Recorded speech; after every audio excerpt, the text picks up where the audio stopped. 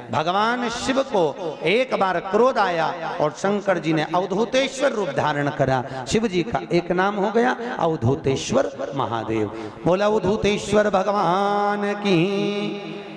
कहते हैं जिन माताओं के नेत्र में रोग होता है, नेत्रों से दिखाई नहीं देता, तकलीफ रहती है, आंखों से कुछ ना दिखे, तो अवधूतेश्वर महादेव का नाम लेकर शहद, शहद जानते हो, मधु, शहद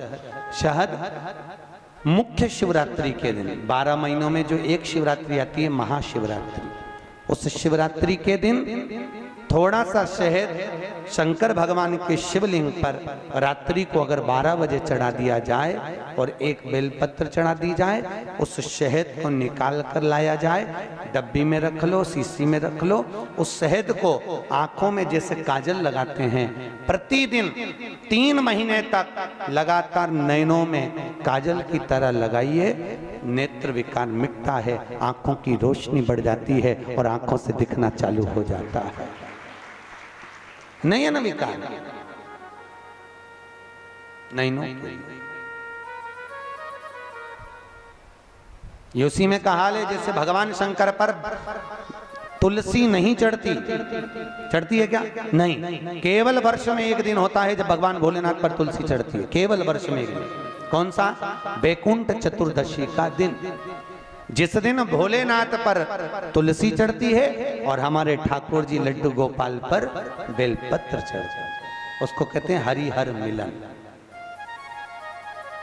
हरिहर बेलपत्र कितनी बजे चढ़ती है? रात को 12 बजे से लेकर सुबह 4 बजे तक बाबा भोलेनाथ पर तुलसी और ठाकुर जी को बेलपत्र। उसको उठाकर सुबह 4 बजे के बीच में शहद की शीशी में रख लो।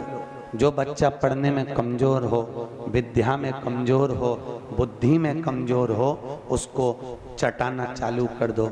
1 महीने तक, जब एग्जाम का टाइम आए, 1 महीने तक लगातार चटाओ, बच्चा पढ़ने में होशियार हो जाता है। जो तुमने समझाया वो जिंदगी में भूल नहीं पाता है, उसकी विद्या प्रबल हो जाती है, विद्या प्रखर होती है, प्रबल विद्या।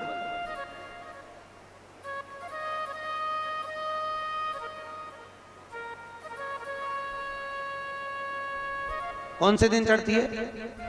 जम के बोलो। वैकुंठ चतुर्दशी, भगवान शिव पर तुलसी। तुलसा कौन? तो शास्त्र कह रहा है भगवान शंकर को क्रोध आया, शिव जी ने अवधूतेश्वर रूप धारण करा। अवधूतेश्वर रूप को भगवान ब्रह्मा जी ने नारायण के कहने पर घोड़े का रूप दे दिया और उस अश्व को, उस घोड़े को समुद्र में फेंका। समुद्र में फेंकते ही उस अश्व के रूप में से शिव का एक रूप जलंधर के रूप में जन्म ले लिया। क्या नाम पड़ा? जम के बोलो। जलंधर। जलंधर का अवतार हो गया और जलंधर शिव के स्वरूप जैसा रहता है, भगवान शंकर।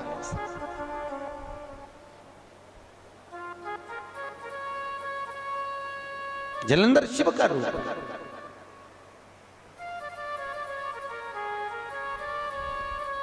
और जलंधर भगवान शंकर का स्वरूप धारण कर रहा। उसका विवाह वृंदा के साथ में हुआ। वृंदा कौन? जो माता पार्वती और शिव की आराधना में लीन रहती थी। वो शिव और पार्वती की आराधना में जो लीन रहने वाली है, शंकर और पार्वती की आराधना में 24 घंटे डूबने वाली है, ऐसी वृंदा है।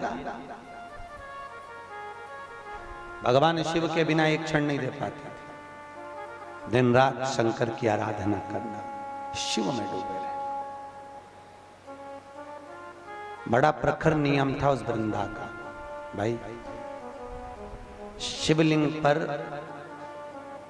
बेलपत्र चढ़ाना, जल चढ़ाना, इसका भी एक नियम होता है कि शंकर जी पे शिवलिंग पर जल कहाँ चढ़ाया जाता है? सबसे पहला जल अगर शंकर जी को चढ़ाने जा रहे हो तो शंकर जी के जो चरण है, जहां से पानी नीचे गिरता है, उसके सीधे वाले भाग पर, अपने हाथ का सीधा भाग, वहां जल चढ़ाओ।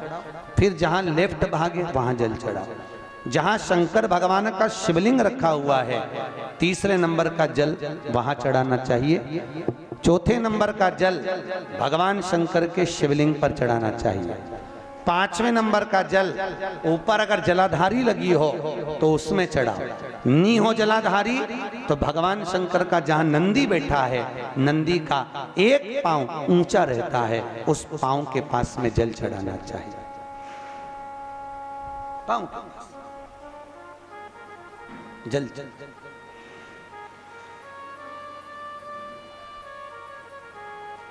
चरण के पास में।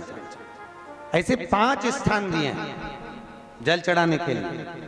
शिव जी का स्नान कितनी चीजों से होता है? 5 चीजों से। पंचामृत, दूध, बोलते जाओ, दही, फिर घी, शहद, फिर शक्कर। ये 5 चीजों का प्रमाण क्या है? शास्त्र कहता है दूध चढ़ाने से घर में संतान की वृद्धि होती है। दही चढ़ाने से भगवान शिव के, अगर शिवलिंग पर हम दही चढ़ाते हैं, उससे परिवार में प्रेम बढ़ता है। क्या बढ़ता है? प्रेम। फिर घी चढ़ाने से हमारे घर से रोग दूर होता है। शहद चढ़ाने से, भगवान शंकर पर जो शहद चढ़ाया जाता है, वो चढ़ाने से घर में संपदा की वृद्धि होती है। और 5वें नंबर पर भगवान को शक्कर, खांड जो आप जानते होंगे, शक्कर आदि पिसी हुई चढ़ा देने से, शिव जी को चढ़ाने से हमारे घर के बच्चे जिद्दी नहीं होते। क्यों कहते हैं? जो बच्चा जिद्दपन करता हो, जो बच्चा जिद्दी रहता हो, तो क्यों कहते हैं कि अवधूतेश्वर महादेव का नाम लो और उसके हाथ में शक्कर की कटोरी देकर शंकर जी पे चढ़वा दो, बच्चा कभी जिद्दपन नहीं करता। अवधूतेश्वर महादेव का नाम लेकर सोमवार की अष्टमी के दिन चढ़ाया जाता है। सोमवार की अष्टमी को अवधूतेश्वर का नाम लेकर क्यों कहते हैं? जो बच्चा बार बार बीमार पड़ रहा हो, बार बार सर्दी हो रही हो, बार बार बीमार पड़ रहा हो, खांसी चल रही हो, बार बार हॉस्पिटल लेकर भागना पड़ रहा हो बच्चे को, छोटा सा अगर बच्चा है, 8 साल के अंदर बच्चा है और बीमार ज्यादा पड़ रहा है, तो आटे का दिया बनाओ, 4 बत्ती रखो, उसमें तिल्ली का तेल डालो, अवधूतेश्वर महादेव का नाम लेकर बच्चे के ऊपर से 21 बार उतारो और किसी चौराहे पर ले जाकर रख दो। जिंदगी में बच्चा कभी बीमार नहीं पड़ेगा, बच्चा स्वस्थ रहे, आनंद में रहे, आनंद में रहे, स्वस्थ की मूल। और वैसे भी प्रथम सुख, अरे बोलो तो, निरोगी काया। घर का प्रथम सुख निरोगी काया। व्यक्ति अगर धन की मूलता नहीं है, साफ पैसा अपनी जगह पर है, फिर निवेदन करता हूं, धन अपनी जगह पर पड़ा है, सबसे पहला है परिवार में सब स्वस्थ रहें, सर्वे भवन्तु सुखी।